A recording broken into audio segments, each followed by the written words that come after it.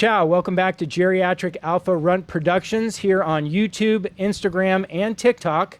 I am here with my guest today, Kent, and we are in part 3 of our conversation. And now we're going to talk about just some miscellaneous sports, but start out with jiu-jitsu because that's where we met.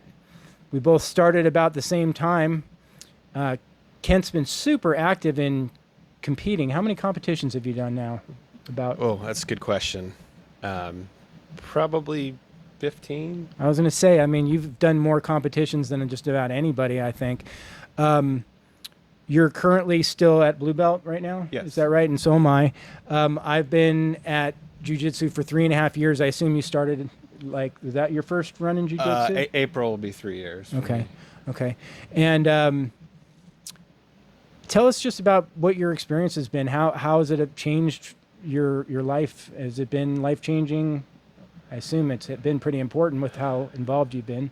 Yeah, it's and I guess it's a little bit of how I'm wired is, typically when I get involved or become interested in something, it becomes somewhat life-consuming. Right.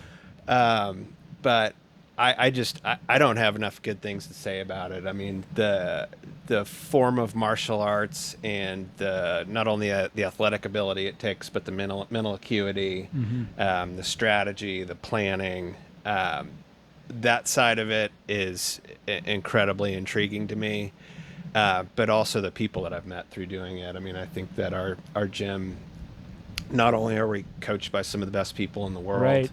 But just the people that I've met, it seems like everyone's comes from radically different walks of life, but everybody, at least in the gym and even outside of the gym, everyone's just great people and people that I want to surround myself with because, we've got similar interests and they all seem to be people that push me to be a better person. Absolutely. It is a big privilege for us to be able to train in the presence of guys who are actively professionally at the top of the game, competing. So exciting when we all get together and watch Victor perform and some of the other guys now that are getting a name for themselves. I know for myself, it's been a very consuming thing also. I like to go at least 3 times a week. When we started at the same time, we started at about the same level. I thought myself to be at your level, but that quickly changed. What is it about your jiu-jitsu game that has helped you to grasp it and kind of get to a high level at a relatively short time? And I mean, I say that as a compliment, but I mean, it's true. You must know that your jiu-jitsu is good. So is it a chess-oriented mental or is it physical? That's a tough question to answer. My jiu-jitsu is certainly not high level, but I appreciate that. It's for me, it's just repetition. I try and train 6 days a week. Wow. I try and train with a lot of different people. And then I also have like my good friend Mark Nero that got me going. We constantly are talking about it, watching different videos and things like that. But for me, it's it's kind of like everything that I've ever done. There's not really any secret sauce. Just keep showing up and trying to give 100% and learn and be open to learning. Right. You must employ the just show up thing. Sometimes if you're going 6 days a week, it's hard to get there like 4 days a week. I can't imagine going every day like that. And I mean, just showing up sometimes is the battle because, you don't want to go out there and feel that again. What else about jiu-jitsu has been life-changing? Have you found that the people in jiu-jitsu also help you in things outside of jiu-jitsu? I mean, it kind of transitions past the rooms. I mean, obviously, this is a perfect example as I've really leaned on my jiu-jitsu friends to start my podcast, but I found that it has helped my business through referrals in construction, and just creating those friendships has really diversified other areas of my life with my family. So do you have some of those transitionary relationships outside of the room as well? Yeah, I've definitely met a lot of people, like yourself that, enjoy spending time with. But the one thing that I think I had a little bit of apprehension about initially, which, within the first 15 minutes of being in the gym, my first day went away. But I'd kind of thought that jiu-jitsu was going to be a bunch of macho assholes that are trying to hurt each other. And it couldn't be more of the opposite of that. I mean, I think the nicest people that I've met in the world are jiu-jitsu people, and they're all calm. They always seem to be in a pretty good mood. Right. I always joke around that I was talking to somebody this morning about the 6:30 a.m. class, and I was telling them that, once I've done that in the morning, like I can go into work or have other problems with life or work problems or anything. And like, Absolutely. when you've had somebody trying to choke the life out of you, like right when you first wake up in the morning, like nothing else is that big of a deal the rest of the day. That's interesting. When you're able to exercise in the morning, it really sets the day off right. So, I mean, the limited times that I've been able to go in the morning, it's been a really great experience. A lot of really big bodies in the morning, That's right. which is a whole plight unto itself. What else can we talk about with jiu-jitsu here? I've been really focusing on trying to slow down and try and be deliberate, and hopefully then people will match my speed. I oftentimes have trouble competing with people who are larger and stronger. So you're a little bit bigger than I am, but still with all the large bodies there. I mean, do you ever find that you roll with people differently? I mean, do you roll with everybody with the same intensity? Do you kind of match? I mean, obviously, if you're rolling with a female or someone a lot smaller, you're going to have to match that energy. But I mean, or diminish your energy. But do you ever have any of these thoughts about like, how should I be wrestling with this person? Is this person too aggressive? Is this person? Do you give help to people at a blue belt? Yeah, I mean, I will typically just try and like reciprocate the energy that I'm getting from my partner. Sometimes you get competition rounds with people that are, really aggressive, or people that are just starting and don't really understand that like it's an art form rather than, a wrestling practice. But with the size of the guys in our gym, I think when we both started, like we were probably the smaller guys. They broke us up one day and they said lightweights over here, heavyweights over here, and I just kind of looked at them like, where do I fit in? Like I'm 185 pounds, and they said lightweights are sub 220. So I think that having the training with guys that are bigger and stronger than you on a regular basis, it's really helped me develop my guard. Right. And, being on my back and learning, when you're under pressure, just to stay calm and start using some of the techniques that you're taught rather than just trying to muscle your way out of things or use explosive movements. Yeah, that's one of the things that they always tell us. An analogy is don't use strength, use technique. And especially when you're new and you don't have technique, the only thing you have is effort. So you're constantly exploding and giving these huge, strong movements because you're just trying to show that you are trying. And these movements oftentimes transition into people getting bumped in the face and the things that result in being called a white belt spaz, right? That's the terminology that gets used a lot, as being a white belt spaz. And I definitely was a white belt spaz. I mean, my goodness, when I look back at where I started as compared to where I am now, I mean, I just wish that I would have been more calm and accepting of where I was at in the beginning, because I wanted to be a blue belt right away and I wanted to know everything and be respected right away. And it just takes so long to, get to even learn to a point where you can be comfortable in a defensive position, because that's what they always tell us starting out, is learn to survive. And I mean, I think I can definitely relate to that, just learning to survive. How about future events here? What do we got on tap? I know that I think the next one up is Nogi something or other. Are you going to play? Nogi World Championships. Are you going to be doing that one? Yeah, I'll be there. And where is that in Las Vegas? Okay, how far out is that? December 13th through 15th. Are you aware of your current IBJJ ranking? I'm not. Okay, because it's interesting because I probably should. we're all ranked, and it's kind of interesting because if you compete at all, you actually get a ranking, and it's like, I think that's part of the hook of jiu-jitsu is like if you compete, then you want to get a medal or you want to get a rank, and then that's kind of like also a hook in jiu-jitsu. You want to get to the next belt, and I can't tell you how many times I wake up and I'm like, I'm quitting this shit. I'm done today. I can't do this anymore.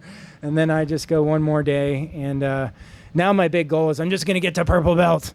And then I know I'll have to reset a new boundary. Almost there. Yeah, it's funny. I was even saying, I kind of ratted myself out on a previous podcast that I had told my wife that I was going to be done competing now. I could let it go. I had competed enough. And then I saw Mike White win the Worlds, and it inspired me. I can't help but be honest. It inspired me. So, I mean, maybe I'm already making a comeback.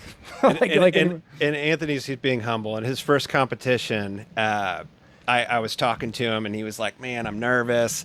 And I was like, look, you got a game plan? He's like, I got a game plan. I know what I'm going to do. And I was like, okay. And so I'm sitting there watching this match, and he walks out, grabs a beautiful loop choke on the guy, first submits him within the first 15 or 20 seconds of the match, and just turns around and looks at me and raises his hands. And I was like, that's how you do it. No more nerves. It's interesting because that was a little bit of a false reality, because then after future competitions I had to get my reality check, but it's funny that one had to happen first.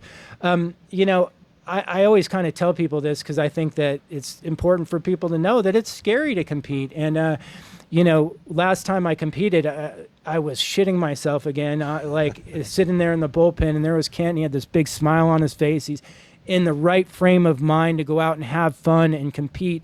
And it really helped me because, when it's over, it's easy to realize that it's all fun and you can just tap, and it's like that. But when everybody's there and you're watching and you want to win, it's a lot of pressure, man. And that kind of putting yourself in that position is something that not everybody is accustomed to, putting yourself in an uncomfortable position. So, I mean, that's jiu-jitsu in a crux, because certainly we do that every day, but going out there and doing it at a competition level is like a whole nother thing. So I guess it's a good time to transition into another conversation. Let's talk about some other sports. You had mentioned to me in the past that your dad was a professional athlete. Can you tell me about that a little bit? Yeah, so my father, Tommy Myers, he played for New Orleans Saints from 72 through 81 or 2, and then played for the Houston Gamblers in the USFL. He had retired, and then they called him out of retirement to be the old wise guy on the USFL team. A very long NFL career, 9-10 years. That's a long time. What position did he play? So he's all-pro free safety. Oh, wow. No kidding. So did you play high school football? No, I played middle school football, and I dropped out of high school in 9th grade. Oh, interesting. Yeah. I love hearing stories about people who don't finish school and then go on to successful careers. That's exciting. We could go off on that for a moment. But let me stay on the vein then. Having a professional athlete dad must have been some, I don't want to say pressure, but it's something to live up to, right? I mean, did you ever feel that? My dad is the most laid back, casual, he's a great father. He never pressured me to do anything. Wouldn't actually let me play football. I wanted to play football when I was in elementary school, and he was like, no, you're not going to do this until you're a little bit more developed as a guy. But yeah, his thing was always just support me in whatever I wanted to do, and no pressure and none of that. So, okay. And where did he go to college? Syracuse, New York. Interesting. Syracuse okay. University. Cool. And did you guys then continue being big football fans growing up? Did you go to games or watch games and do that stuff? I still am. I'm a diehard Saints fan because we won the Super Bowl in 2009, which I never thought would happen in my entire life, and me either. We're back to being the worst team in the league. So I do love watching football. Well, that's cool. Now that I know this little bit of information, I can start to keep an eye out for that football card, and then also just general Saints stuff. New Orleans is an interesting place. You go to many games down there? I've been to quite a few. I can imagine that that's a raucous stadium to attend a game in. It is, and the Superdome. The fans there are pretty wild. Do you have any siblings, brothers and sisters? At Yeah, all? so I've got a older sister who lives in Fort Worth. I have a younger brother who's in the military. Who's in Virginia, and then a younger sister that's in Alabama. Oh wow, right on. Gosh, that's quite a family. Now, growing up, did you have canines in the house, dogs? Always. What kind of dogs did you grow up with? So we had a Norwegian elk hound. Oh, I don't even know what that is. Yeah, looks similar to a husky. Okay. A little bit more hair, but they were, I guess, dogs that were bred to chase elk. Okay. We had a cocker spaniel. Oh wow, crazy dogs. Yep. And then we've had a couple of just pound dogs, mutts through the years. Cocker spaniels were really popular during the 80s. Really? Yeah, they were like the #1 dog breed during the 80s. So I thought that maybe that would have resonated with you because they were all the rage. Golden Retrievers, Cocker Spaniels were really popular in the 80s. I grew up having Golden Retrievers, and then as I became a young adult, I went through a whole lab phase where I had probably like 5 or 6 labs. And now, as of recent, I have a Frenchie, which is a little clown, and then I have a giant blue Great Dane, which is a gray color. So I know what kind of dog you have, a really cool dog. Tell me about your current dog. Yeah, so we've got 2 currently. One is a Neapolitan Mastiff, and then the other one is a mutt that we adopted, but she's pit bull, bulldog, and super mutt. Oh, wow. That's So, a great combo. They always say mutts are the best dogs. I've had a couple of like Labrador-oriented mutts, and they were good. They're supposed to be a little healthier than the purebred dogs. You've heard that before, I'm sure. Certainly. So when Kent said Neapolitan Mastiff, everybody knows what a Mastiff is, but Neapolitan, does that signify the gray color? That's the region of Italy that they're from. So what colors can they be? So brindle, silverish gray color, and then the classic Mastiff, which is like the tan body with the black face. Okay. And the Neapolitan, I noticed your dog at least has that white patch right there. All right. And that's the same as my Great Dane. It's got, your dog seems to be more silver, and my dog seems to be a little darker gray, but they both have that white patch there. So many dog breeds have like, a mixture of one another. You know what I mean? I think that a Great Dane is actually like a Mastiff and a, do you know? I don't. Okay. Well, all these dogs, like Doggo Argentino, Cane Corso, like they all are like Mastiff and something, or you know what I'm saying? And we had our previous dog Odie was a Brendel, Mastiff, and Great Dane mix, and he had the white patch on his chest, and he was a lot bigger than our. He's about 25 pounds heavier, but a lot larger frame than our current dog Enzo is. He's a much more short, like squatty and compact and super powerful. And what kind of temperament does he have? He's great. He's a little excitable when people come over, but he's very protective of my wife, which I like, and protective of the house, but just a total goofball. So if I came to your house and we were being friendly, I could walk in the door with you without any special intros, or do you need to? Oh no, yeah, not at all. Okay. Yeah. Yeah, it's interesting because dogs are so smart that they oftentimes feed off us. You know what I mean? So it's all about how we give an intro to someone. And I know for me that if someone's afraid of dogs, I really can't give an intro with my Great Dane because she is also excitable and she's big. And, if she sees someone being fearful and turning their back, she'll get more excited. Yep.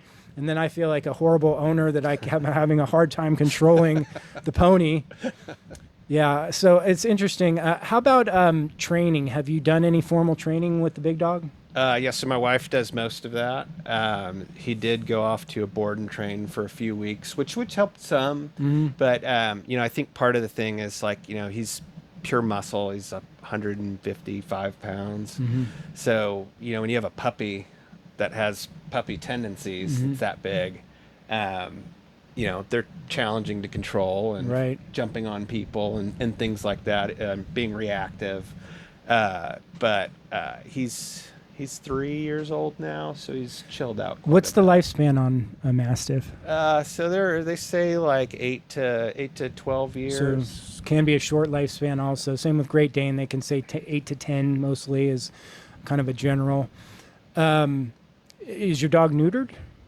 Yes. Okay. And, that's an interesting subject unto itself. How do you feel about that? I mean, obviously neutering takes away a lot of activities that can be difficult to live around, but it also just really knocks the edge off them. I think that in my experience that when you neuter a dog, once they get to be about 3 years old, they really not only mellow out, but you got to watch their weight more then and all these other various things. Yeah. No, I'm obviously a fan of neutering animals. And I've had Rottweilers in the past and other dogs as well that were large, and it makes their temperament. They're much more temperamental. But as you mentioned, I mean, you do have to watch their weight and things like that, which I think is important as well for big dogs, because a dog that's that size carrying around that type of weight, especially breeds that are prone to hip dysplasia and elbow dysplasia and things like that, keeping them healthy and active in a good weight is certainly important. I've always wanted a Rottweiler. What was your experience with Rottweilers? Did you like that breed? I've had 3, and they're absolutely the best dogs. Do you believe that it is then entirely the owner, or do you believe that in some cases with Rottweilers and some pit bulls that based on breeding and whatnot, that these dogs are inherently aggressive? I wouldn't say aggressive. I think they just have a very high level of confidence, and that can be misconceived as aggression. But no, 100%, I think it's the owner. Okay, interesting. I think dogs mimic and mirror their surroundings. And, if you and your spouse are constantly screaming at each other and that's true. Things like that, the dog's going to, as you were mentioning earlier, is going to feed off of your activity and, always be really high strung. And, the Rottweilers that I've had have been harmless.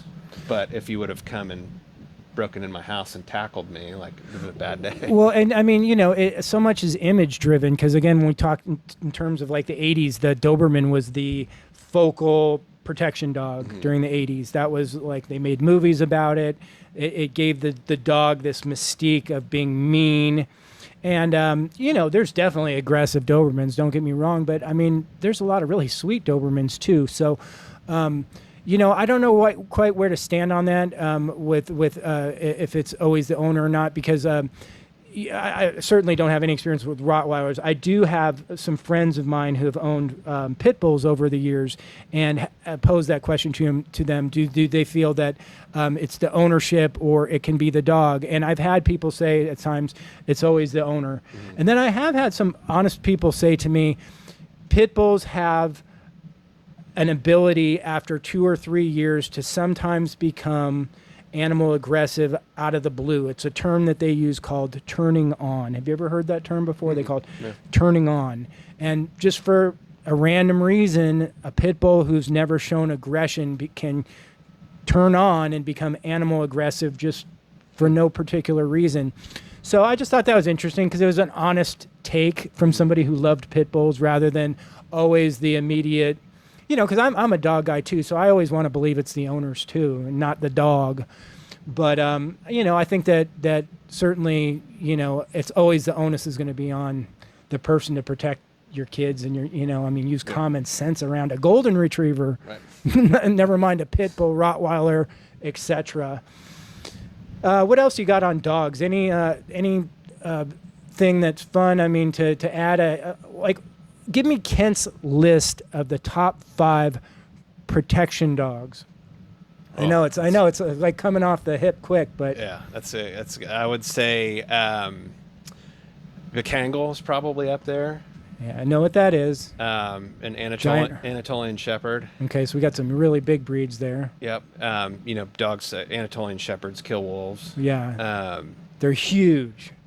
Mastiffs. Mastiffs Mastiff. were originally bred in China for Do you know what a protection. Borbal is? Yeah, a South African Borbal. Okay, they're huge. Yeah. They're like 200 pounds sometimes. Yep. A Dogo Argentino. Right. They have an incredibly strong bite.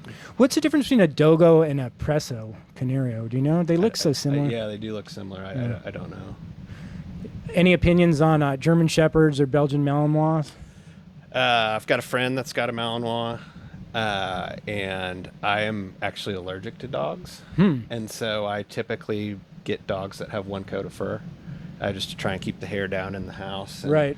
And everything. But a Malinois and a German Shepherd, for me, like the dogs that I've always had, I've had them because they're huge, they're fun to play with and wrestle with, they're super loving, but also they're super low energy. Mm-hmm. Whereas like a Malinois or a German Shepherd just needs constant attention, constant energy, and with how busy our lives are, it's just not something that and that's the thing that people don't sometimes realize is the amount of time that goes into working with a dog like that. They need constant exercise to just be sane.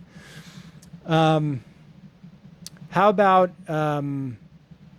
what was another breed that is, I think we basically hit them all: Doberman, the Shepherds, the Mastiffs, the Rottweilers. Yeah, that's pretty much circulates the main group of the protection dogs.